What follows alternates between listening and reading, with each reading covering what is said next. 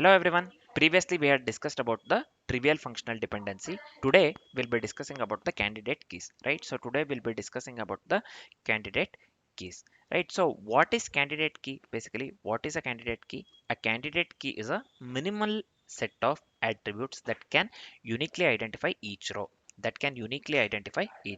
A unique key, a candidate key is a minimal set of attributes that can uniquely identify each row, right? So in simple terms, there can be multiple candidate keys. There can be multiple candidates key. One is chosen as primary. So primary key can be considered as candidate key as well, right? So there can be multiple candidate keys. One is chosen as primary, and each candidate key must be unique and minimal. Again, I'm telling a candidate key is minimal set of attributes that can uniquely identify each row, right? So let's see the same thing with a very simple example here, right? So I'll just give here.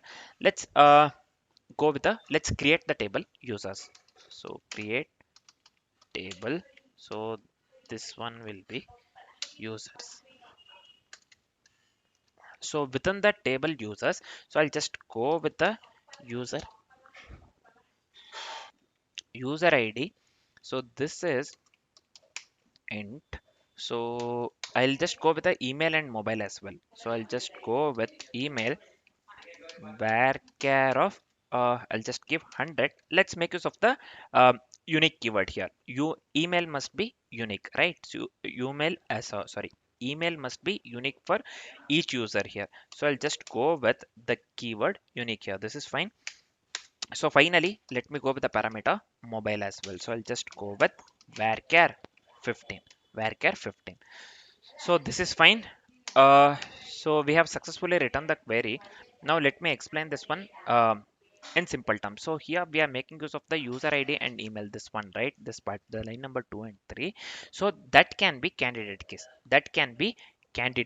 keys. Right? So user ID and email can be candidate keys. Again, I'm telling user ID and email can be both user ID and email can be candidate keys, because we are just assuming here email is unique because I have given the unique keyword. So we are assuming email is unique here. So both user ID and email can be candidate keys. So the output that we should get here is table created. That's it, right? So the table basically allows email to uniquely identify the users, making it a candidate key.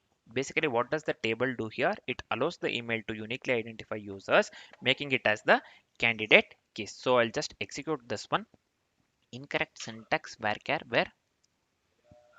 Why this is incorrect syntax? Line number 3. So this one have given comma here, right? So I have given user ID int.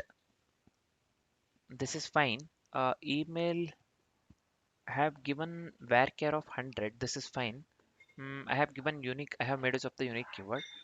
What is incorrect? So let me execute this one again. Yeah, now sometimes this acts as, I don't know man why it acts so weirdly. This is fine. Comments completed successfully. So basically what happened here, we have successfully created the table. Table allows email to uniquely identify the users, making it a candidate key basically, right? So this is fine. I hope this part is completely clear, man. The concept of the candidate key. Now as we are completely familiar with the candidate key, now let's discuss the super keys next. For now, this is it. Thanks for watching, guys.